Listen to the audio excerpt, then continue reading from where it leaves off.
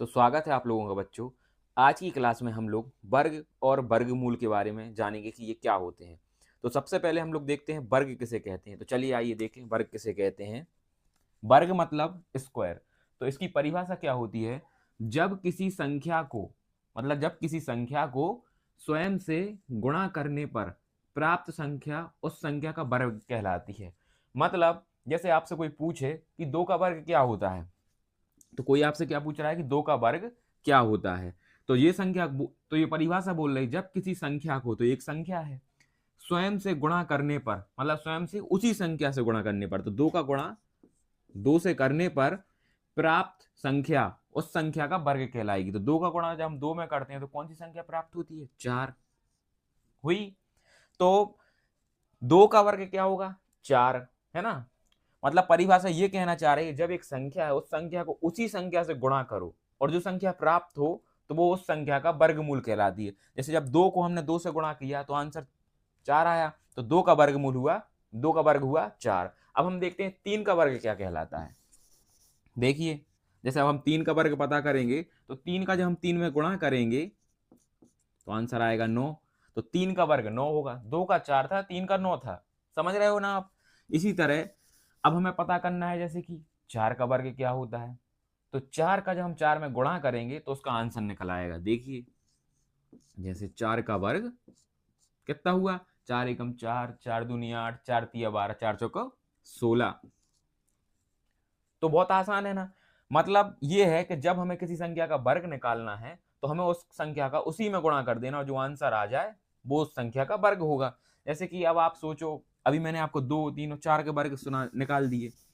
अब मैं आपको जैसे पांच का वर्ग निकाल के बताऊं तो पांच का वर्ग क्या होगा, तो हम कैसे निकालेंगे? तो सबसे पहले हमने पांच लिखा, फिर हमको उसी संख्या में गुणा करना है तो इंटू करके पांच से गुणा कर दिया, तो क्या आंसर आएगा? 25। तो पांच का वर्ग क्या हुआ? 25। अब इसी तरीके से हम जैसे 10 का वर्ग करें तो 10 का वर्ग क्या होगा? चलो करके देखते हैं। जैसे हमने 10 लिखा, इंटू 10 का ही वर्ग करना चाहा तो 10 का वर्ग होगा 100। देखिए, तो वर्ग निकालना बहुत आसान है। आपको जिस संख्या का वर्ग निकालना है आपको उसी संख्या से उसमें गुणा कर दीजिए, जो आंसर आ जाए वो वर्ग होगा। सरल सरल है कि नहीं? अब हम देखते हैं कि वर्गमूल क्या होता है। तो चलिए रुकिए, हम लिखते हैं। तो दूसरी परिभाषा हमारी वर्गमूल किसे कहते हैं। तो चलो हम लिखते हैं, वर्ग मूल मतलब स्क्वायर रूट, है ना। तो स्क्वायर वर्गमूल की परिभाषा क्या है? देखिए, जब किसी संख्या को स्वयं से गुणा करने पर दी गई संख्या प्राप्त हो तो उसे उसे उसका वर्गमूल कहते हैं। तो देखिए, वर्गमूल की परिभाषा क्या है? जब किसी संख्या को स्वयं से गुणा करने पर दी गई संख्या प्राप्त हो तो उसे संख्या का वर्गमूल कहते हैं। वर्गमूल मतलब जैसे कि अब हमसे कोई पूछे कि 25 का वर्गमूल क्या होता है, उदाहरण बता रहा हूं। जैसे कि मैं अब अपन से कोई पूछ रहा है 25 का वर्गमूल क्या होता है ना। तो अभी अपन वर्ग निकाल लेते हैं, इसमें अपन को वर्गमूल निकालना है। तो किसी ने अपन से पूछा या पेपर में क्वेश्चन आया कि 25 का वर्गमूल क्या होता है, तो देखिए हम कैसे निकालते हैं। हमें क्या निकालना है? 25 का वर्गमूल। तो 25 का वर्गमूल निकालने के लिए हमें 25 को लिखना पड़ेगा और इन्हें हमें अभाज्य संख्याओं से काटते हुए आगे बढ़ना है। किस संख्या से? अभाज्य संख्या से। तो देखिए, जैसे 25 को किससे कटेगा? दो से तो कटती नहीं, तीन से कटेगी नहीं, फिर कौन सी अभाज्य संख्या होगी? पांच। तो हमने पांच से काटा, पांच एकम पांच, पांच दूनी 10, पांच तिया 15, पंच चौक 20, पंचा 25, तो आया पांच। अब फिर हम किससे काटेंगे? पांच से।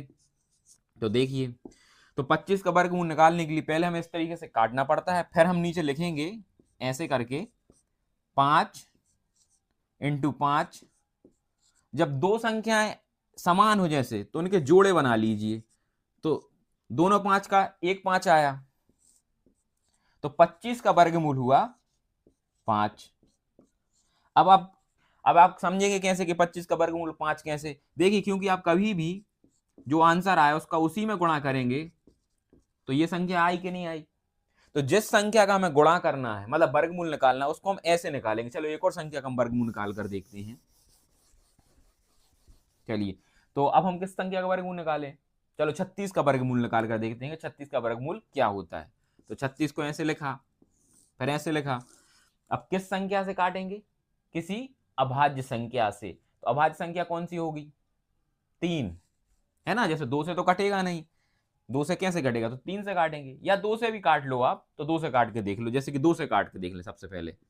2 एकम 2, और एक यहाँ गया तो 2 अट्ठे 16, 2 इनाम 18। अब 2 से तो कट नहीं रहा। अब दूसरी अभाज्य संख्या कौन सी है? इसे 3।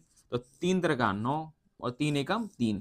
तो अभी हमने पुराने सवाल में देखा था कि जब यहाँ पर हमें जोड़े बनाने पड़ते हैं, जब 2 बार या 4 बार हो जाए तो हम उनके जोड़े ले लेते। जैसे कि 2 के जोड़ा हुआ एक बार 2, और 3 का एक बार हुआ 3। तो अब हम 36 का वर्गमूल देखेंगे तो 2 गुणा 3, आंसर आएगा क्या?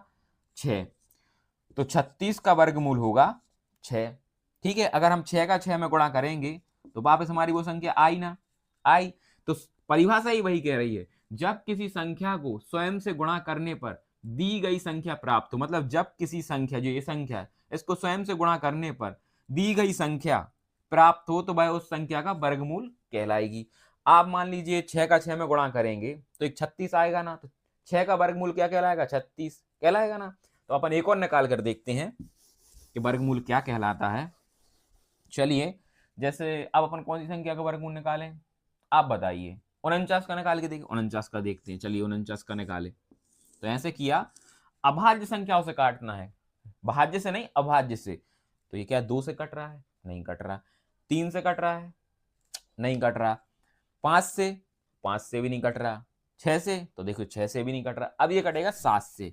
तो 7 एकम 7, 7 दूनी 14, 7 तीन 21, 7 चौको 28, 7 पन्ना 35, 7 छिंग 42, 7 सतैया 49। यहाँ 7 आ गए। अब देखो 7 से 7 तो फिर कटेगा, तो लिख दिया, यहाँ जोड़ा बना लिया तो 1 आ गया। अब 49 का वर्गमूल हुआ क्या? 7। क्योंकि अगर आप 7 का 7 में गुणा करेंगे तो फिर क्या आंसर आएगा? 49। सरल है ना। तो उम्मीद करता हूं मैंने आज आपको वर्ग और वर्गमूल सिखाना बहुत आसान तरीके से सिखाया होगा। अब आप किसी भी संख्या का वर्ग निकाल सकते हो, किसी भी संख्या का वर्गमूल निकाल सकते हैं। इन सवालों को देखिए और आसानी से वर्ग और वर्गमूल निकालना सीखिए। ठीक है, मिलते हैं अगली क्लास में।